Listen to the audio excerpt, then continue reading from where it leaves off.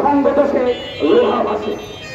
এই ছাত্রলীগ ঢাকা বিশ্ববিদ্যালয়ে ভর্তি হওয়ার পরেই কিংবা সারা দেশে শিক্ষা প্রতিষ্ঠানে ছাত্ররা ভর্তি হওয়ার পরেই তারা গণরুম এবং গেস্টরুমে নিয়ে ছাত্রলীগকে একটি ক্যাডার বেস অর্গানাইজেশনে পরিণত করেছে।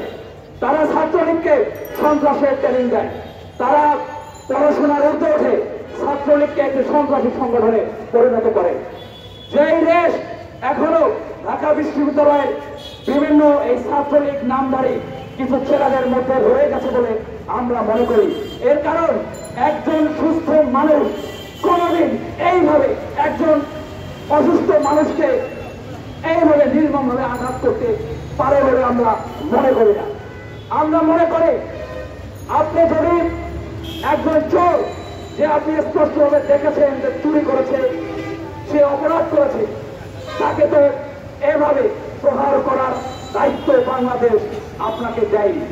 আপনি খুনে হাসিনার আমলে মানুষকে নির্যাতন করেছেন, কিন্তু বাংলাদেশের ছাত্র সমাজ, ছাত্র জনতা, সকল পর্যায়ের রাজনৈতিক দল, শুধুমাত্র ফ্যাসিস্ট আওয়ামী লীগ ব্যতীত সবাই ছাত্রদের আন্দোলনে ডাক দিয়ে অংশগ্রহণ করেছিল এই ধরনের বৈষম্য, হত্যা, গুম খুন বন্ধের জন্য।